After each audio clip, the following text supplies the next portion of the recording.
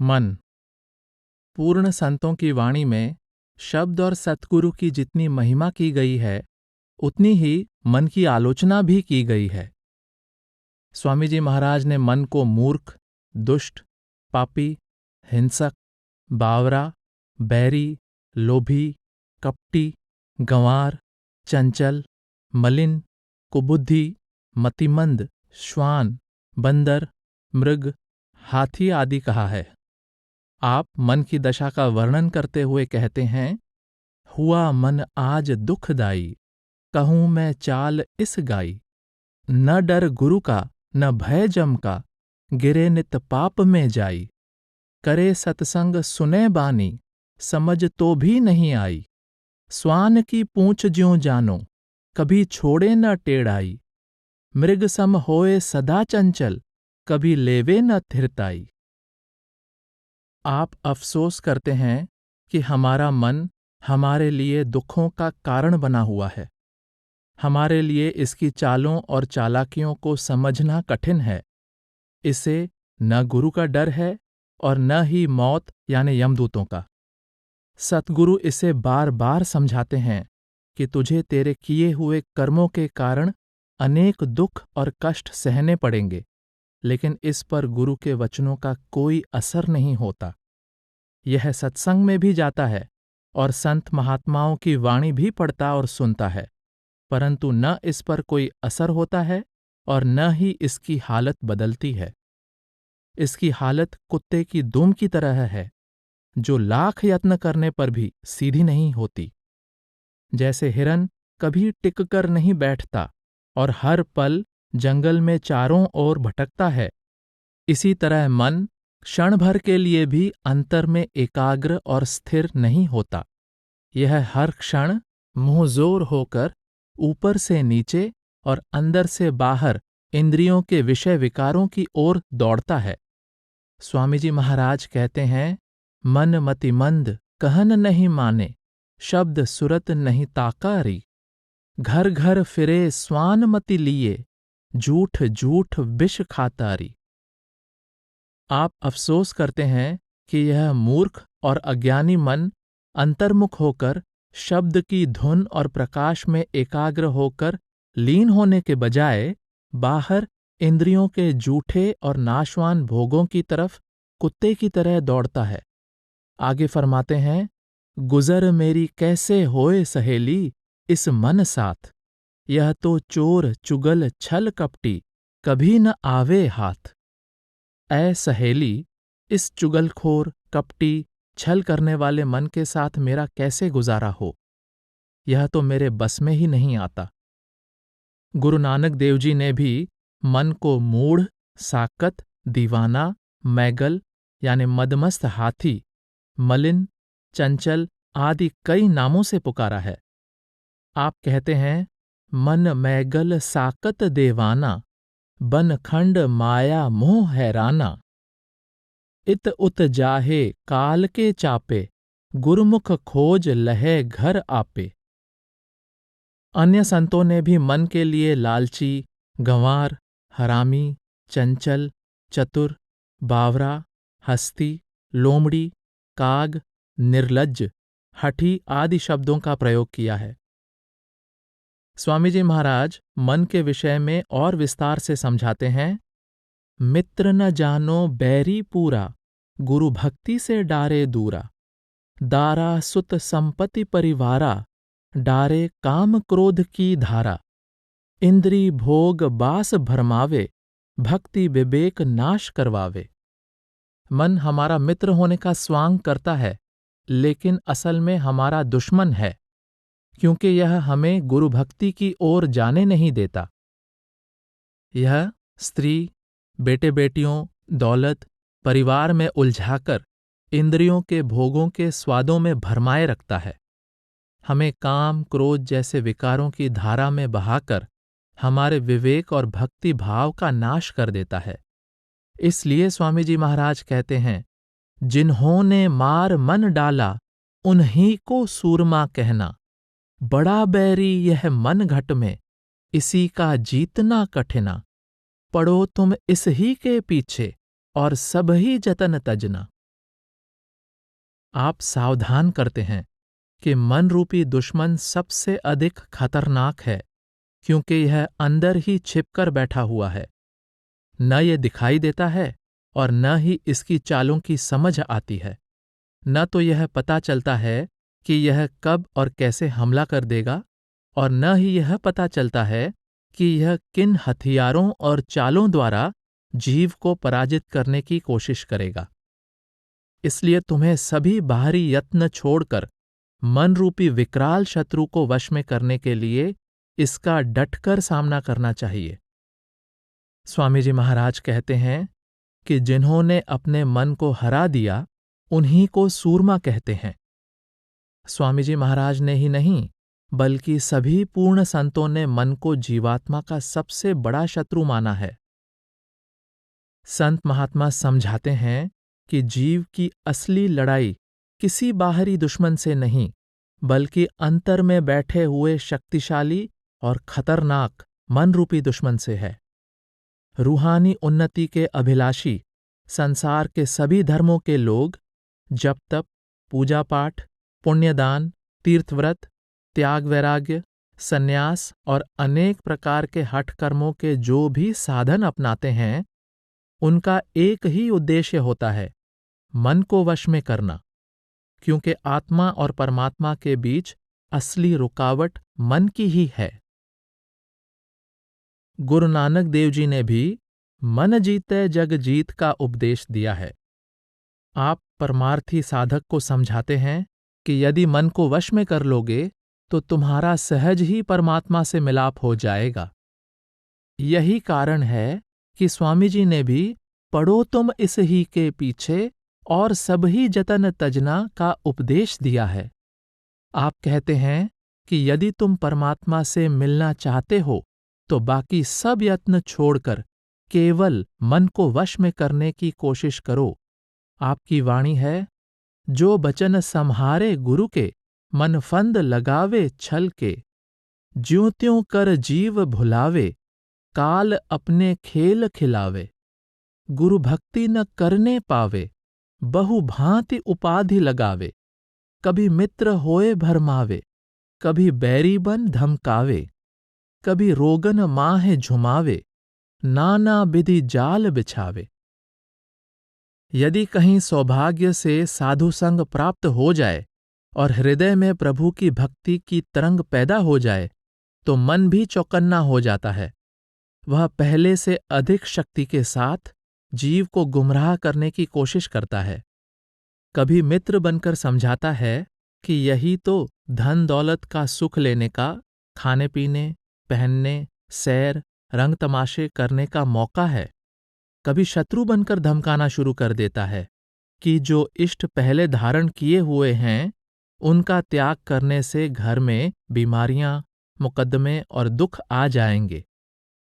सुख दुख तो हमारे अपने ही पिछले कर्मों के कारण आते हैं, पर मन जीव के अंदर यह भ्रम पैदा कर देता है कि संतों की संगति के कारण देवता नाराज हो गए हैं।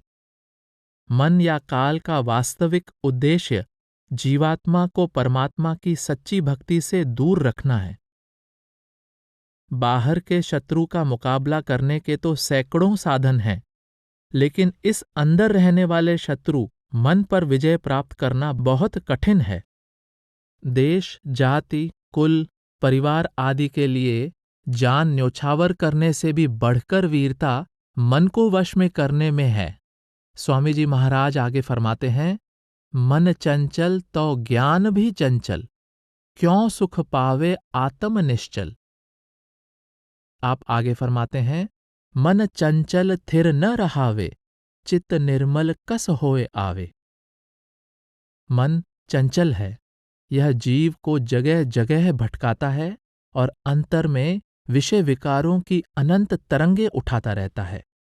जैसे गंदे और हिल रहे पानी में मुख दिखाई नहीं देता, वैसे ही जब तक मन रूपी सरोवर में विषय विकारों और आशा तृष्णा की लहरें उठ रही हैं, तब तक आत्मा अपने आप को कैसे पहचान सकती है, कैसे निर्मल हो सकती है।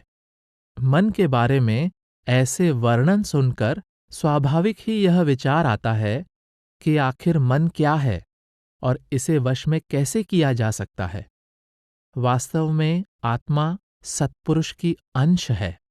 मन, माया और काल अपने बलबूते पर इसे संसार में बांधकर नहीं रख सकते। इसलिए उन्होंने इस संसार में कर्म और फल का जाल बुन रखा है। परमार्थी के लिए यह बात समझना सबसे अधिक महत्वपूर्ण है कि मन आत्मा से कर्म करवाकर उसे रचना से बांधने का कार्य करता है। मन की रचना के बारे में गुरु नानक देव जी कहते हैं, एह मन कर्मा, एह मन तर्मा, एह मन पंच तत्व ते जन्म। कबीर साहब कहते हैं, एह मन शक्ति, एह मन सियो, एह मन पंच तत्व को जियो। गुरु नानक देव जी और कबीर साहब यह समझा रहे हैं कि मन माया यानी शक्ति और काल यानी शिव का अंश है।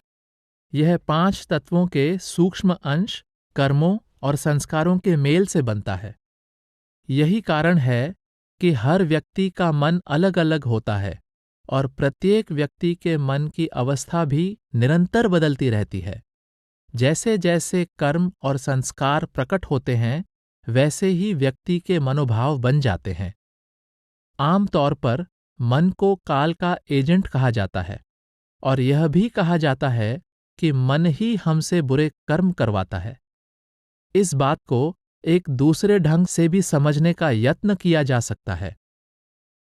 हम आज के युग की भाषा में यह कह सकते हैं कि मन एक तरह का कंप्यूटर है। कंप्यूटर अपने आप कुछ नहीं करता। हम जो कुछ कंप्यूटर की मेमोरी में फीड करते यानी डालते हैं, कंप्यूटर उसे ही प्रकट करता है। इसी तरह मन हमारे खुद के पूर्व में किए हुए कर्मों और संस्कारों के अनुसार कार्यशील होता है। मृत्यु के समय शरीर पीछे छूट जाता है, परंतु किए हुए समस्त कर्मों का प्रभाव मन और आत्मा के साथ रहता है। अगले जन्म में शरीर बदल जाता है, किंतु मन और आत्मा सब पूर्व संस्कारों के अधीन पुनः कर्म करते रहते हैं। जीव को यह बात भली भांति समझनी होगी कि वह अपने किए हुए कर्मों के कारण मन के चंगुल में पड़ा हुआ है और उसे स्वयं ही कर्मों का नाश करके मन के चंगुल से मुक्त होना पड़ेगा। मन के द्वारा किए गए समस्त कर्मों की सूक्ष्म फिल्म होती है। हर जन्म के अंत में मन के ऊपर लिपटी हुई यह फिल्म अगले जन्म में जीव के साथ जाती है। हर जीव के पूर्व जन्मों के कर्मों के पूर्ण इतिहास की यह फिल्म अगले जन्म में वहां से आगे चलना शुरू कर देती है, जहां इसने पिछले जन्म में मृत्यु के समय चलना बंद कर दिया था। इस फिल्म में 3 प्रकार की कार्यवाही इकट्ठी चलती है। एक तरफ यह पूर्व जन्मों के कर्मों में से इस जन्म में भुगतने के लिए दिए गए कर्मों यानी प्रारब्ध के दृश्य सामने लाती है, और दूसरी ओर यह वर्तमान जन्म के कर्मों यानी क्रियमान के प्रभाव एकत्र करती है, और तीसरे यह पूर्व जन्मों के बिन भोगे हुए कर्मों यानी संचित के प्रभाव जमा रखती है।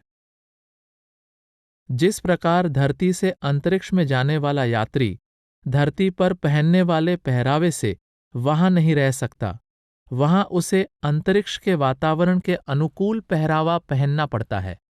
उसी प्रकार आत्मा जो सतलोक की रहने वाली है, जब निज घर से नीचे उतरी तो सतलोक से नीचे के पहले मंडल भंवर गुफा और उससे निचले रूहानी मंडल 10वें द्वार में वह अपने विशुद्ध रूप में उतरी। जब यह ऊपर से नीचे तीसरे मंडल त्रिकुटी में पहुंची, जहां काल और माया का जोर है, तो उसे उस मंडल के अनुकूल मन और माया के पर्दे धारण करने पड़े।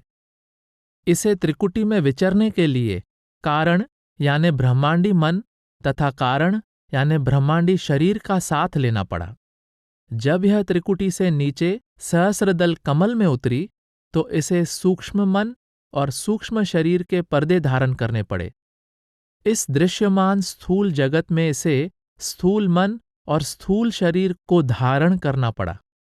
इस पूरे विवरण का वास्तविक अर्थ इतना ही है कि मन आत्मा के कार्यशील होने का यंत्र है।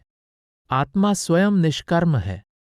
मन माया के मंडलों में यह केवल मन द्वारा ही कार्य कर सकती है। हमें उस अवस्था की कल्पना करनी चाहिए जब आत्मा पहली बार कारण मंडल में उतरी थी और जब इसने कोई कर्म नहीं किया था। उस समय इसके अंदर पूर्ण आत्मिक प्रकाश था। वह सर्वज्ञाता थी। किंतु जैसे जैसे यह आंतरिक मंडलों को पार करती हुई इस मृत्युलोक में पहुंचकर मन का साथ लेकर अधिक से अधिक कर्म करती गई, इसके ऊपर किए हुए कर्मों और संस्कारों के पर्दे चढ़ते गए, जिन्होंने इसका वास्तविक प्रकाश ढक लिया।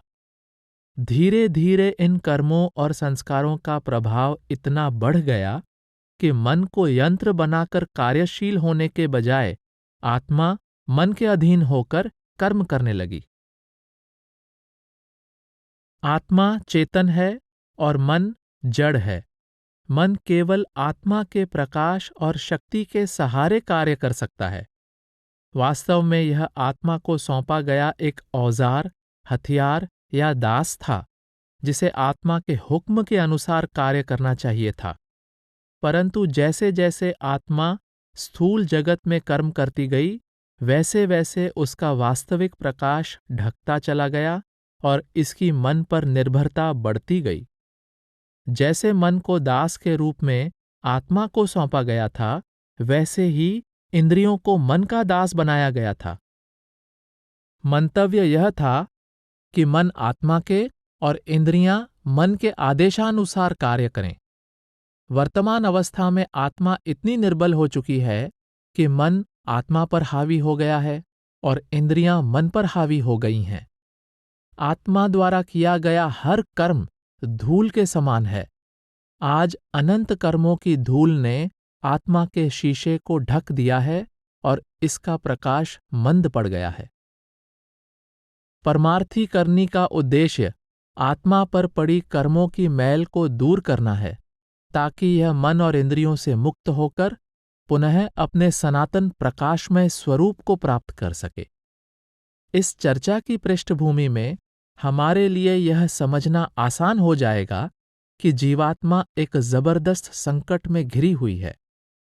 निस्संदेह संकट बहुत गंभीर है, परंतु संकट का वास्तविक ज्ञान ही संकट के समाधान का सबसे महत्वपूर्ण कारण बन सकता है। हम चर्चा कर आए हैं कि काल ने संसार में कर्म और फल तथा आवागमन का चक्र चलाया हुआ है। इसलिए आत्मा अपने किए हुए कर्मों को भोगने के लिए सदा 84 के दुखदायी चक्रव्यूह में फंसी रहती है। यह मन आत्मा के अंदर संसार और उसकी शक्लों तथा पदार्थों का आकर्षण पैदा करता है। रचना का मोह मन का प्रसार है। इसलिए काल, माया, मन, मोह, ममता और आशा तृष्णा एक ही असलियत के भिन्न भिन्न रूप हैं। इतना ही नहीं, आत्मा के अपने असल की ओर जाने के स्वाभाविक आकर्षण को देखते हुए इसको लोभ लालच देकर संसार में रखने के लिए मन ने यहाँ इंद्रियों के भोगों और विषय विकारों का विशाल जाल बुना हुआ है। काम, क्रोध, लोभ, मोह और अहंकार को मन के विकार कहें, मन के हथियार कहें या मन के ही 5 रूप कहें, एक ही बात है। काम में ख्याल नीचे गिरता है। क्रोध में ख्याल व्यक्तियों, संगठनों, धर्मों, देशों के आपसी झगड़ों तक फैल जाता है। लोभ के अधीन मनुष्य सारे संसार को हथिया लेना चाहता है। मोह के अधीन यह सांसारिक शक्लों और पदार्थों से इतनी गहरी प्रीति कर लेता है कि इनसे बिछुड़ना सहन नहीं कर सकता। अहंकार के अधीन यह किसी दूसरे को अपने जैसा नहीं समझता। मन के अधीन होकर ही आत्मा अपने आप को परमात्मा से अलग समझकर संसार को अपना समझने और अपना बनाने का प्रयत्न करती है। यह अहम है। संसार भी परमात्मा का है। इसकी शक्लें और पदार्थ भी परमात्मा के हैं। मैं मेरी, हौमे या अहम मन के पैदा किए हुए हैं। इस प्रकार मन, माया और काल ने आत्मा को 5 विकारों मैं मेरी, मोह ममता और अहम के रस्सों में जकड़ रखा है। घने बादलों की परतें सूर्य को ढक सकती हैं, लेकिन उन परतों के पीछे भी सूर्य अपने पूरे तेज से चमकता है। मन, माया और काल की हर प्रकार की कोशिशों के बावजूद आत्मा के अंदर अपने मूल के प्रति आकर्षण बना रहता है। इस आकर्षण के अधीन वह परमात्मा की भक्ति द्वारा परमात्मा से मिलाप करना चाहती है। काल या मन इस बारे में भी सावधान है। वह संसार में अनेक प्रकार की भक्ति जारी कर देता है। आत्मा को यह ज्ञान नहीं कि कौन सी भक्ति वास्तव में उसके अंदर परमात्मा की प्रीति को दृढ़ कर सकती है और उसे वापस परमात्मा से मिला सकती है। आत्मा का मन से असल विरोध यहीं शुरू होता है। स्वामी जी महाराज फरमाते हैं, 3 लोक काल का थाना, चौथा लोक दयाल अस्थाना। काल दिया जीवन को धोखा, चौथे पद से सबको रोका। दयाल पुरुष का भेद न दीना, कर्म कांड में जीव अधीना। अपनी पूजा सब विधि गाई, जीव चले 84 भाई।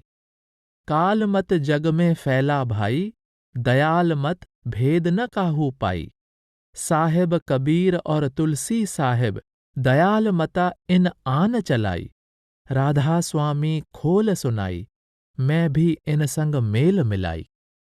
आप समझाते हैं कि आत्मा को चौथे लोक, दयाल देश या सतलोक से दूर रखने के लिए काल या मन उसे अनेक प्रकार की बाहरी भक्ति, पूजा पाठ आदि में उलझा देता है। इसको स्वामी जी कालमत कहते हैं। इसी को अन्य संत महात्माओं ने मनमत भी कहा है। आप संकेत करते हैं कि पूर्ण संत संसार में चौथे पद के स्वामी दयालु परमेश्वर से मिलाप के साधन और मार्ग का प्रचार करते हैं, पर मन आत्मा को संसार में अनेक प्रकार की दूसरी भक्ति में लगा देता है। यहां आपने कबीर साहब और तुलसी साहब का उल्लेख किया है। अपनी वाणी के बहुत से प्रसंगों में आपने गुरु नानक देव जी, जगजीवन साहिब, गोस्वामी तुलसीदास जी, दादू दयाल जी, शम्स तबरेज, मौलाना रूम, मुजद्दिद अलफसानी आदि पूर्ण संतों के नाम लिए हैं, जिन्होंने संसार में परमात्मा की भक्ति के अनादि मार्ग का प्रचार किया है। आप एक अन्य प्रसंग में कहते हैं, काल कला प्रचंड दिखाई, जीव चले सब उसकी राही। संतन का कोई भेद न जाना, संत मता रहा गुप्त छिपाना। संत मता खुलकर अब गाऊं, देकर कान सुनो समझाऊं। आप फरमाते हैं कि लोग मन के बहकावे में आकर पूर्ण संतों के मार्ग को भूल जाते हैं। इसलिए मैंने विस्तार पूर्वक संत मत यानी दयाल मत का प्रचार किया है। एक अन्य स्थान पर आप सावधान करते हैं, पंडित काजी भेख शेख सब अटक रहे डग डग में। इनके संग पिया नहीं मिलना, पिया मिले कोई साध समग में। यह तो भूले विषय बास में, भर्म धसे इनकी रग रग में। मन और माया के बहकावे में आए हुए धर्म के ठेकेदारों ने धर्म को एक धंधा बना लिया है। उनको न तो खुद सच्ची रूहानियत का ज्ञान है और न ही वे दूसरों को सच्चे मार्ग पर डाल सकते हैं। कुछ तो अज्ञानता के कारण और कुछ निजी स्वार्थ के कारण उन्होंने संसार में धर्म, कर्म और नियम आचार आदि का ऐसा भ्रमजाल रच रखा है जिसमें फंसी आत्मा कभी प्रभु प्राप्ति की मंजिल पर नहीं पहुंच सकती। स्वामी जी महाराज एक अन्य प्रसंग में कहते हैं, काल ने जगत अजब भरमाया, मैं क्या क्या करूं बखान। जो साधन थे पिछले युग के, सो कलयुग में किए प्रमाण। मूरख प्राणी मन सैलानी, सो अटके जल और पाषाण। बुद्धिमान अभिमानी जो नर, विद्या नारी के होए गुलाम। बाकी जीव बीच के जितने, ना मूरख ना अति बुद्धिमान। जप तप व्रत संयम बहु दोखे, पंच अग्नि में जले निदान। देखो चरित्र काल करता के, कोई सिर कोई पैर रुंधान। भटक भटक भटकाया सब जग, कोई न लगाया ठौर ठिकान। आप समझाते हैं कि मन ने निकृष्ट बुद्धि वाले जीवों को तीर्थों और मूर्तियों की भक्ति में, अभिमानियों को ग्रंथ शास्त्रों के पठन पाठन में, और दोनों के बीच के जीवों को जप तप आदि के भ्रम में उलझा रखा है। ये साधन न कभी आत्मा को काल के दायरे से बाहर ले जा सकते हैं, न 84 के बंधनों को तोड़ सकते हैं, और न ही प्रभु प्राप्ति में आत्मा की कोई मदद कर सकते हैं। आप फरमाते हैं, सुन अब सुरत कहूं मैं तो से, यह तो भूले हैं सब मोह से। कर्मी शरई हैं यह जीव, सतगुरु बिन नहीं पावें पीव। कोई राजा कोई पंडित होवे, कोई धनवान सुखी जग सोवे। कोई स्वर्ग जा करे बिलास, कोई ऐराफ बहिष्ट निवास। आप संकेत करते हैं कि अलग अलग प्रकार के कर्मकांड या शरीयत, जप तप, पूजा पाठ, दान पुण्य, तीर्थ व्रत, हठ कर्म आदि के फल के रूप में धन दौलत, राजपाट या स्वर्ग बैकुंठ का वास मिल सकता है, लेकिन परमात्मा से मिलाप नहीं हो सकता। स्वर्ग या बैकुंठ भी भोग योनियां हैं। पुण्य कर्मों का फल समाप्त होने पर आत्मा को वापस मृत्युलोक में आना पड़ता है। आप आगे कहते हैं, उत्पत्ति अस्थित परलय माही, यह सब रहे काल की छाही। काल हद से परे न कोई, देश दयाल कोई नहीं जोई। आवा गवन न काहू छूटा, देर अवेर सभी जम लूटा। सतगुरु बिना न कोई बाचा, सतनाम पद मिला न सांचा। आप फरमाते हैं कि मन की प्रेरणा या मन के सुझाव से की गई हर प्रकार की भक्ति आत्मा को त्रिलोकी में कैद रखती है। त्रिलोकी तक की संपूर्ण रचना प्रलय और महाप्रलय के अधीन है। यह बार बार बनती है, बार बार नष्ट होती है। पूर्ण सतगुरु की सहायता के बिना आत्मा कभी वापस सतलोक नहीं पहुंच सकती। स्वामी जी महाराज सच्चे परमार्थी को 3 बातें समझा रहे हैं। 1. मन को मन ही के द्वारा पैदा किए गए भक्ति के साधनों से वश में नहीं किया जा सकता। 2. मनमत या मन के द्वारा प्रचलित भक्ति आत्मा को स्वर्ग बैकुंठ तक ले जा सकती है, इससे आगे नहीं। 3.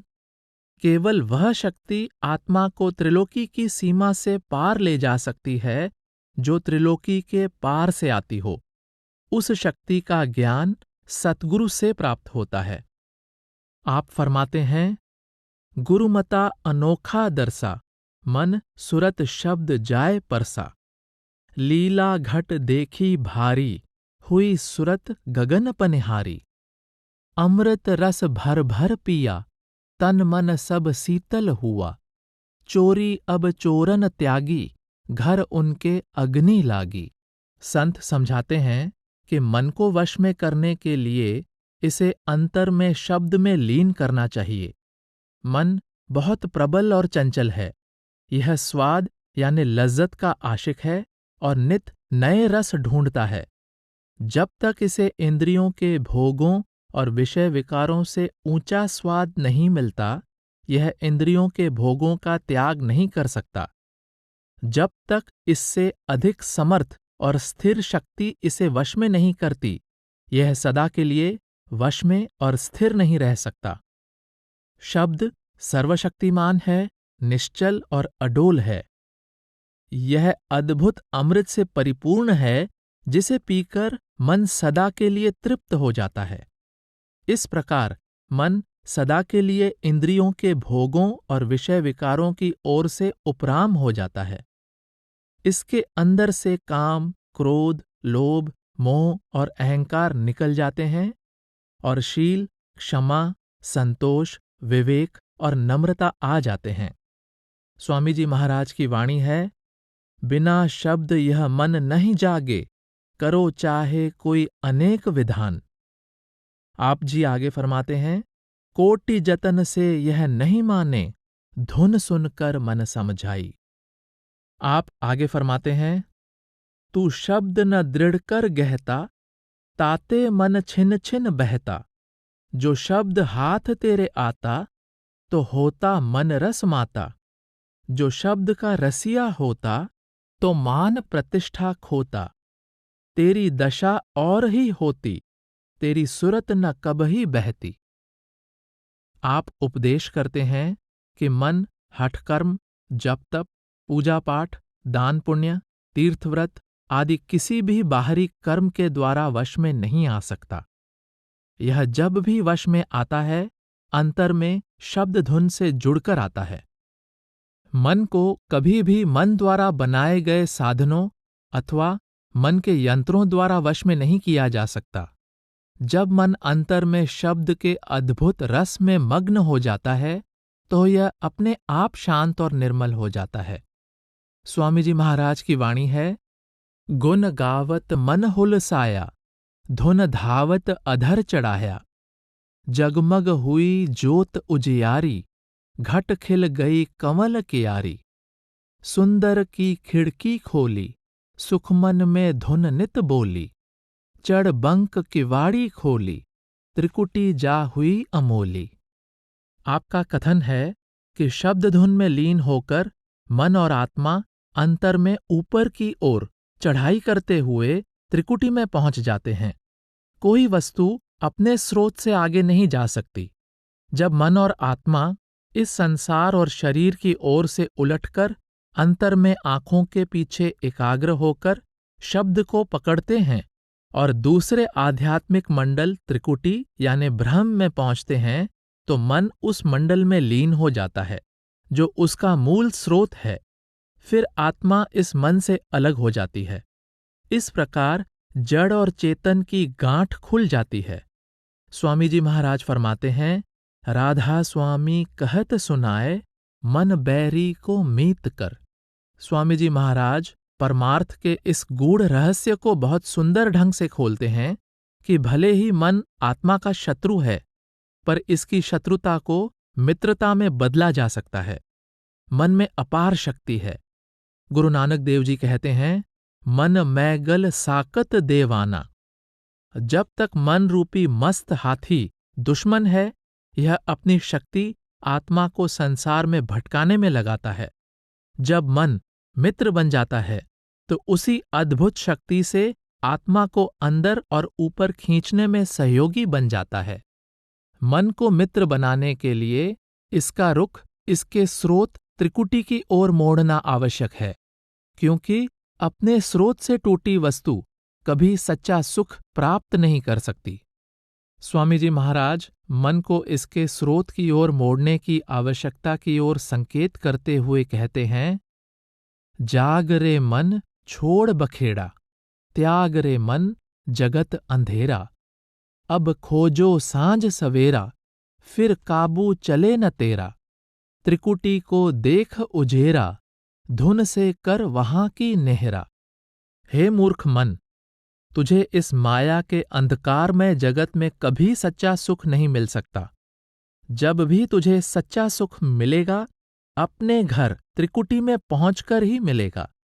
इसलिए तू शब्द धुन के सहारे त्रिकुटी के प्रकाशवान देश में पहुंच जा। आप फरमाते हैं, सतगुरु शब्द सुनो गगनाचढ़, चेत लगाओ अपना ध्यान। मन की मदद मिली सूरत को, दोनों अपने महल समान। बिना शब्द ये मन नहीं जागे, करो चाहे कोई अनेक विधान। आप बहुत सुंदर ढंग से उपदेश करते हैं कि जब ध्यान पूरी तरह आंखों के पीछे शब्द में लीन हो जाता है, तो मन को शब्द में से वह अद्भुत रस मिलना शुरू हो जाता है, जिसे पीकर वह सदा के लिए तृप्त हो जाता है। वह अपने स्रोत त्रिकुटी में लीन हो जाता है और आत्मा उसके पंजे से आजाद होकर निज धाम की ओर उड़ जाती है। आप कहते हैं, मन की मदद मिली सूरत को। पहले मन आत्मा का शत्रु और विरोधी था, वह आत्मा को बार बार नीचे और बाहर खींचकर लाता था। वह आत्मा से जो चाहे कर्म करवाता था, इसे अनेक प्रकार के भोगों में उलझाता था। जब उसे अंतर में शब्द के अमृत का स्वाद मिलना शुरू हो गया तो उसकी शत्रुता मित्रता में बदल गई। फिर वह आत्मा को बाहर से अंदर और नीचे से ऊपर की ओर खींचने में सहयोगी बन गया। शब्द मन और आत्मा को खींचकर त्रिकुटी में ले गया। मन त्रिकुटी में समा गया और आत्मा उससे आजाद हो गई। स्वामी जी महाराज की वाणी है, मन को जीता ममता भागी। आप एक और जगह फरमाते हैं, मन बैरी से जीती बाजी, सुमत समाई दुर्मत भाजी। आप आगे फरमाते हैं, मन बस होए तो सूरत जागे। अर्थात मन के सभी उपद्रवों से मुक्त होने का एकमात्र साधन उसे अपने स्रोत त्रिकुटी में लीन करना है। शब्द से टूटा हुआ मन अमर बेल के समान है। अमर बेल की अपनी जड़ नहीं होती, वह वृक्ष पर जन्म लेती है, उस पर ही फैलती है और फिर उस वृक्ष को ही सुखा देती है। मन जड़ है, यह आत्मा से ही शक्ति लेता है और फिर आत्मा को ही सुखा देता है। जब यह वापस अपने घर पहुंच जाता है तो इसे अपनी जड़ें मिल जाती हैं। तब यह आत्मा की शक्ति को नहीं सुखाता, बल्कि इसके अपने स्रोत की ओर वापस जाने में सहायक बन जाता है। गुरु अमरदास जी फरमाते हैं, सच्चै नाम सदा मन सच्चा, सच सेवे दुख गवावण्या। शब्द से जुड़कर मन जूठे से सच्चा, शत्रु से मित्र और मलिन से निर्मल बन जाता है, जिससे आत्मा सच्चे नाम से जुड़कर जन्म मरण के दुखों से सदा के लिए मुक्त हो जाती है। स्वामी जी महाराज मन के त्रिकुटी में लीन हो जाने की अवस्था संबंधी एक और सुंदर संकेत करते हैं। आप फरमाते हैं, बंक पार त्रिकुटी सुन गीत, काल कर्म दो लीन्हे जीत। आप आगे फरमाते हैं, कर्म बीज अब दिया जलाई, आगे को फिर सुरत बढ़ाई। कर्मों का संबंध मन से है। आत्मा निष्कर्म और निष्कलंक है। जब आत्मा मन के शिकंजे से आजाद हो जाती है तो कर्मों का प्रभाव समाप्त हो जाता है। इच्छाएं तृष्णाएं कर्मों की जड़ें होती हैं। मन के स्थिर हो जाने से इच्छाओं और तृष्णाओं की जड़ कट जाती है। फिर आत्मा के लिए नए कर्म बंधन नहीं बन सकते और न ही पिछले कर्म इसे खींचकर संसार में ला सकते हैं। चाहे यह कहें कि मन के त्रिकुटी में समा जाने पर कर्मों का प्रभाव खत्म हो जाता है, या यह कहें कि दूसरे रूहानी मंडल त्रिकुटी को पार करने से कर्मों का नाश हो जाता है, बात एक ही है। हजरत ईसा ने सांकेतिक भाषा में कहा था कि मालिक अपने घर में हक से रह सकता है, लेकिन नौकर नहीं। नौकर को एक से दूसरे, दूसरे से तीसरे घर में जाना पड़ता है। इसी प्रकार जब तक आत्मा मन या कर्मों के अधीन है, यह नौकर या दास के समान है और इसे घर घर जाना पड़ता है, अर्थात इसे किए हुए कर्मों के फल स्वरूप अनेक शरीरों, अलग अलग योनियों में भटकना पड़ता है। कबीर साहब ने भी इसी भाव से कहा है, ऐसे घर हम बहुत बसाए, जब हम राम गर्भ होए आए। स्वामी जी महाराज कुछ अन्य प्रसंगों में संकेत करते हैं, गगन चढ़ूं देखूं पद आगी, सत शब्द में सुरत समागी, छूट गई संगत सब कागी, हंसन साथ रला मेरा भागी। मन और सुरत चढ़ाओ त्रिकुटी, खेलो गगन और करो आरती, आशा मनसा यहां रही सोती, घाट त्रिबेनी चढ़ मल धोती। आप कहते हैं, मन के शिकंजे से आजाद हुई आत्मा तीसरे आध्यात्मिक मंडल सुन्न, त्रिवेणी या मानसरोवर में पहुंच जाती है। वहां शब्द के निर्मल अमृत के सरोवर में स्नान करके इसके अनंत जन्मों के संस्कारों की मैल भी उतर जाती है। इसको हंस गति अर्थात पूर्ण निर्मल अवस्था प्राप्त हो जाती है, जिसे स्वयं की पहचान की अवस्था भी कहा गया है। शरीर और मन की कैद से मुक्त होने पर आत्मा को ज्ञान हो जाता है कि मैं आत्मा हूं, शरीर या मन नहीं, और मेरा मूल वह परमात्मा है। स्पष्ट है कि संत महात्माओं के उपदेश में मन को जीतने, मन को वश में करने, जड़ चेतन की गांठ को खोलने और मूल की पहचान करने के संपूर्ण कार्य का संबंध सूरज शब्द के रूहानी अभ्यास द्वारा मन को त्रिकुटी में लीन करने से है। गुरु अमरदास जी फरमाते हैं, तन मन खोजे ता नाओ पाए, तावत राखे ठाक रहाए, गुर की बाणी अनदिन गावे, सहजे भगत करावण्या। आपका भाव है कि सूरज शब्द के अभ्यास द्वारा मन को आंखों के पीछे एकाग्र करके शब्द से जोड़ो, इससे मन वश में आ जाएगा। आप सहज ही परमात्मा की सच्ची भक्ति में लग जाओगे और आत्मा अपने स्रोत में जा समाएगी। कबीर साहब की वाणी है, एह मन शक्ति एह मन सियो, एह मन पंच तत्व को जियो, एह मन ले जो उन्मन रहे, तो तीन लोक की बातें कहे, नगरी एकै नौ दरवाजे, तावत बरज रहाई, त्रिकुटी छूटे 10वां दर खूले, तामन खीवा पाई। आपका भाव है कि चाहे मन शक्ति, माया या प्रकृति और शिव, ब्रह्म या काल पुरुष का अंश है, पर इसे आंखों के पीछे लाकर इसके स्रोत त्रिकुटी में लीन करने से उन्मनी अवस्था प्राप्त हो जाती है। इस अवस्था में आत्मा त्रिकालदर्शी हो जाती है। इसका यह भाव है कि मन के अपने स्रोत में लीन होने से आत्मा मन, माया, काल, मोह, ममता और हौमे की हर प्रकार की व्याधि से मुक्त हो जाती है। इससे जीव की हालत में जबरदस्त बदलाव आ जाता है, जिसके विषय में कबीर साहब इस प्रकार संकेत करते हैं, पहले ये मन काग था, करता जीवन घात, अब तो मन हंसा भया, मोती चुग चुग खात। जो मन पहले कौवे की तरह विषय विकारों और इंद्रियों के भोगों में लिप्त था, वही मन शब्द का अमृत पीकर हंस की तरह निर्मल हो जाता है।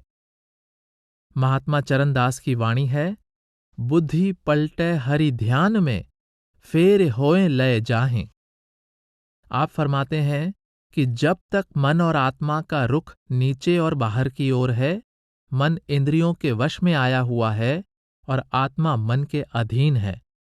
ऐसी दशा में जीवात्मा परमात्मा की भक्ति में कैसे लग सकती है? इस सारे क्रम को उलटने की आवश्यकता है। जब हम रूहानी अभ्यास द्वारा मन और आत्मा को अंदर आंखों के पीछे ले आते हैं, तो मन इंद्रियों को वश में कर लेता है, आत्मा मन को वश में कर लेती है और परमात्मा के ध्यान द्वारा परमात्मा में लीन हो जाती है।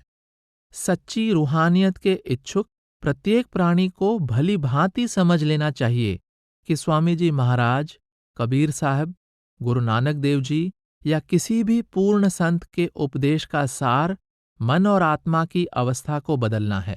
संत मत वह व्यवहारिक आध्यात्मिक विज्ञान है जिसमें मन को शरीर और इंद्रियों से अलग करके माया के प्रभाव से मुक्त किया जाता है और आत्मा को मन से आजाद करके उस पर चढ़ी मन की मैल को दूर किया जाता है।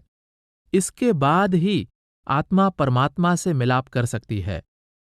चुंबक सुई को अपनी ओर खींचता है और सुई का चुंबक की ओर स्वाभाविक आकर्षण है।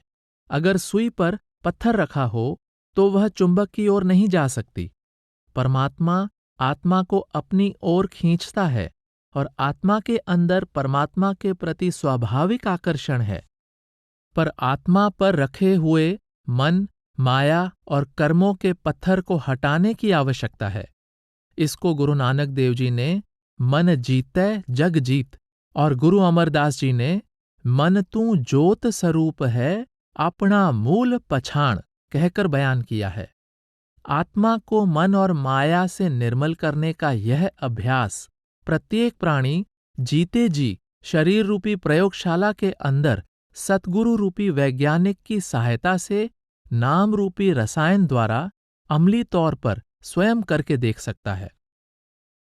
इस अभ्यास द्वारा जीवात्मा जीते जी परमात्मा से मिलाप के परम आनंद में लीन हो सकती है।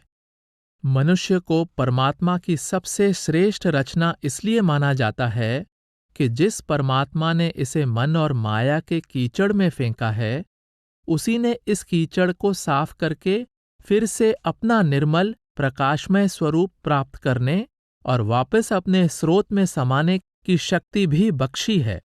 अपने अंदर सोई इस शक्ति को जगाकर मनुष्य अज्ञानता से ज्ञान, अपूर्णता से पूर्णता और घोर दुख से परम सुख की अवस्था में पहुंच सकता है, और यही मनुष्य जन्म का वास्तविक उद्देश्य है। इस अध्याय का अंत स्वामी जी महाराज के मन संबंधी कुछ शब्दों से किया जाता है। 1. चेतावनी भाग 2। सोता मन कस जागे भाई, सो उपाव मैं करूं बखान। तीरथ करे बर्त भी राखे, विद्या पढ़ के हुए सुजान। जप तप संयम बहुविधि धारे, मौनी हुए निदान। अस उपाव हम बहुतक कीन्हें, तो भी यह मन जगा न आन। खोजत खोजत सतगुरु पाए, उन्हें जुक्ति कही पर मान। सत्संग करो संत को सेवो, तन मन करो कुर्बान। सतगुरु शब्द सुनो गगनाचढ़, चेत लगाओ अपना ध्यान। जागत जागत अब मन जागा, जूठा लगा जहान। मन की मदद मिली सूरत को, दोनों अपने महल समान। बिना शब्द यह मन नहीं जागे, करो चाहे कोई अनेक विधान। यही उपाव छांट कर गाया, और उपाय न कर परमान। बिरथा बैस बितावें अपनी, लगे न कभी ठिकान।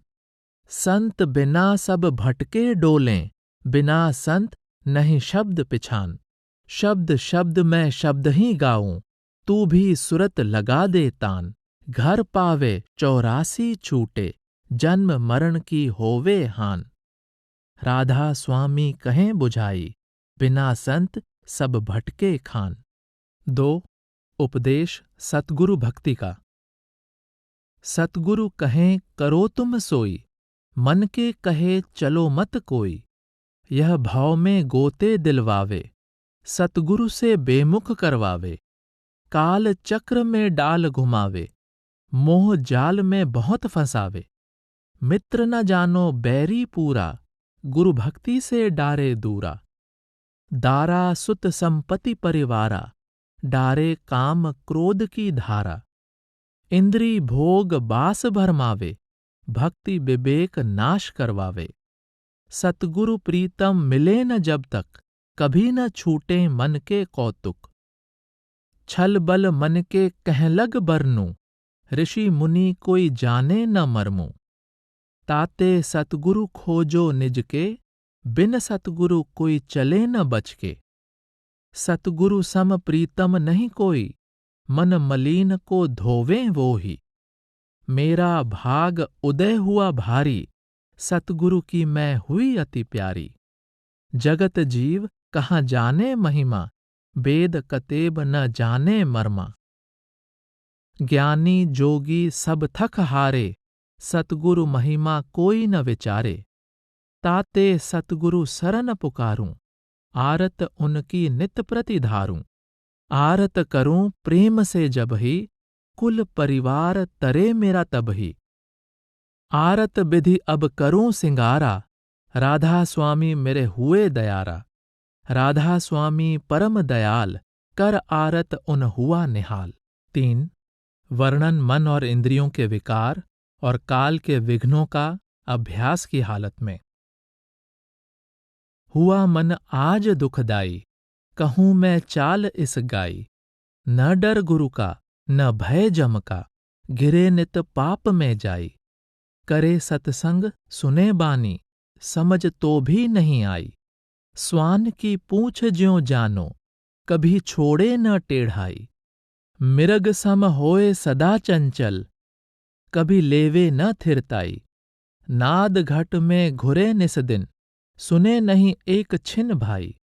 कर्म और भर्म में पचता, भोग में रहे लौ लाई। भोग और रोग में खपता, नाम रस लेत नहीं आई। रहे अभिमान में भूला, गुरु संग करत चतुराई। कही राधा स्वामी गति मन की, दया बिन हाथ नहीं आई। 4. वर्णन मन और इंद्रियों के विकार और काल के विघ्नों का अभ्यास की हालत में। मन चंचल कहा न माने, मैं कौन उपाय करूं। गुरु नित समझावें, साध बुझावें, सत्संग में चित जोड़ धरूं। सुन सुन बचन बहुत पछताऊं, बहुर भुलावे भरम रहूं। अपनी सी बहु जुगति संभारी, कैसे मन को मार मरूं। सुरत शब्द का घाट न पाया, फिर क्यों कर मैं गगन भरूं। डावां डोल रहे संशय में, जगत आस से नाहीं टरूं। सतगुरु शरण पकड़ कर बैठूं, तो इस मन की व्याधि हरूं। जगत जाल यह अति दुखदाई, इसी अग्न में नित जरूं। बिना मेहर कुछ काज न सरिहें, अब राधा स्वामी की शरण पड़ूं। 5. वर्णन मन और इंद्रियों के विकार और काल के विघ्नों का अभ्यास की हालत में। गुजर मेरी कैसी होए सहेली इस मन साथ। यह तो चोर चुगल छल कपटी, कभी न आवे हाथ। गुरु समझावें मैं समझाऊं, पुनि पुनि करता अपनी घात। काम न छोड़े क्रोध न छोड़े, लोभ मोह संग अति दुख पात। मान बड़ाई जगत बासना, नित बढ़ावत जात। खान पान और भोग बिलासा, इनमें सदा फंसात। सतगुरु दाता शब्द लखावें, सो नहीं लेता दात। ऐसा दुष्ट कहा नहीं माने, छोड़त नहीं उत्पात। जम नगरी के दुख सुनाऊं, तो भी भय नहीं खात। सतलोक के सुख दर्शाऊं, सो भी कुछ परतीत न लात। कहूं कहाँ लग नेक न माने, मैं तो हारा जात। कैसी करूं उपाय न सूझे, नहीं याते बस यात। जो कुछ करें करें राधा स्वामी, और न कोई दृष्टि आत। 6. चेतावनी भाग दूसरा। मन रे क्यों गुमान अब करना, तन तो तेरा खाक मिलेगा, 84 जा पड़ना। दीन गरीबी चित्त में धरना, काम क्रोध से बचना। प्रीत प्रतीत गुरु की करना, नाम रसायन घट में जरना। मन मलिन के कहे न चलना, गुरु का बचन हिये बिच रखना।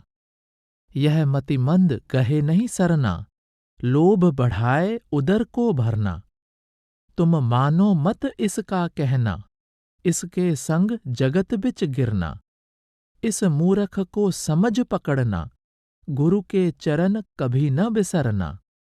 गुरु का रूप नयन में धरना, सुरत शब्द से नभ पर चढ़ना। राधा स्वामी नाम सुमिरना, जो वह कहें चित्त में धरना। 7. महिमा शब्द स्वरूप सतगुरु की। धुन सुनकर मन समझाई, कोटि जतन से यह नहीं माने। धुन सुनकर मन समझाई, जोगी जुगति कमावें अपनी, ज्ञानी ज्ञान कराई। तपसी तप कर थाक रहे हैं, जति रहे जत लाई। ध्यानी ध्यान मानसी लावें, वह भी धोखा खाई। पंडित पढ़ पढ़ वेद बखाने, विद्या बल सब जाई। बुद्धि चतुरता काम न आवे, आलम रहे पछताई। और अमल का दखल नहीं है, अमल शब्द लौलाई। गुरु मिलें जब धुन का भेदी, शिष्य बिरह धर आई। सुरत शब्द की होए कमाई, तब मन कुछ ठहराई। हिरस हवस से हाथ न आवे, तन मन देव चढ़ाई। बुलहवसी और कपटी जन को, नेक न धुन पति आई। यह धुन है धुन लोक अधर की, कोई पकड़े संत सिपाही। मन को मार करें असवारी, गगन कोट वह ले अघिराई। खाई सुन्न पार मैदाना, महासुन्न नाका परमाना। भंवर गुफा का फाटक तोड़ा, शीश महल सतगुरु दिखलाई। अद्भुत लीला अजब वहां की, किरण किरण सूरज दर्शाई। सूरज सूरज ज्योत निरारी, चंद्र चंद्र कोटिन छवि छाई। घट आकाश अवघट प्रकाशा, लख आकाश कोटिन परसाई। यह लीला कुछ अजब पेच की, उलट पलट कोई गुरमुख पाई। कहाँ लग बरनूं भेद अगाधा, जो कोई लावे सुन्न समाधा। समझ बूझ गूंगे गुड़ खाई। अकथ अकह की बात निराली, क्यों कर कहूं बनाई। राधा स्वामी राज छिपे को, प्रगट कर सरसाई।